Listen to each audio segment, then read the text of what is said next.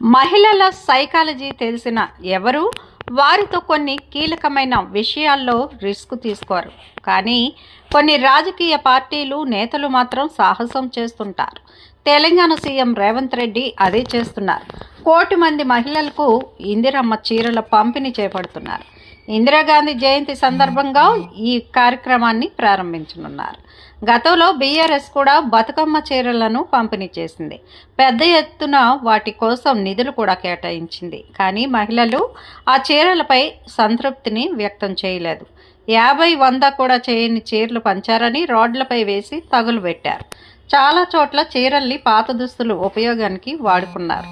నిజానికి అవి మంచివా కావా అన్నది ముఖ్యం కాదు. వారికి సెలెక్ట్ చేసుకునే ఛాన్స్ లేదు. వారికి ఇచ్చింది తీసుకోవాలి. అది మహిళలను అసంతృప్తికి గురి చేస్తుంది. అదే సమయంలో ఉచితంగా ఇచ్చే చీరలపై చిన్న చూపు కూడా ఉంటుంది. చీపుగా తయారు చేసి ఇస్తారని భావిస్తుంటారు. నిరుపేదలు కూడా ఇలాంటి క్వాలిటీతో సాటిస్ఫై కావడం కష్టంగా మారుతుంది. చీరల పంపిణీ వల్ల మహిళల్లో బీఆర్ఎస్కు ఎలాంటి మైలేజ్ రాలేదు. అయినా రేవంత్ రెడ్డి ఇప్పుడు రిస్క్ తీసుకుంటున్నారు. 1 కోటి మందికి చీరల పంపిణీ ఒకేసారి జరగడం లేదు. మొదటి దశలో గ్రామీణ ప్రాంతాల్లో చీరలు పంపిణీ చేయనున్నారు.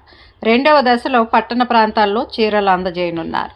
ఇది మార్చికి పూర్తవుతుంది. అంటే అందరికీ ఒకేసారి ఇవ్వలేకపోతున్నారు. ఇది కూడా ఇబ్బందికరమే. రాజకీయ వ్యూహాల్లో భాగంగా మహిళలకు తాయిలాలు ఇచ్చే క్రమంలో వారి సైకాలజీని క్షుణ్ణంగా అధ్యయనం చేసి అమలు నిర్ణయం తీసుకోవాల్సి ఉంది. వారి అంచనాలను అందుకోవడం అంత తేలికైన విషయం కాదు. ముఖ్యంగా చీరలు లాంటి విషయాల్లో మరింత వ్యూహాత్మకంగా ఉండాలి. లేకపోతే చీరలు ఇచ్చి మరీ విమర్శలకు గురి కావాల్సి వస్తుంది. గతంలో బీఆర్ఎస్కు అదే పరిస్థితి ఎదురైంది. మరి రేవంత్ రెడ్డి మహిళల అంచనాలను అందుకుంటారా? చూడాలి మరి.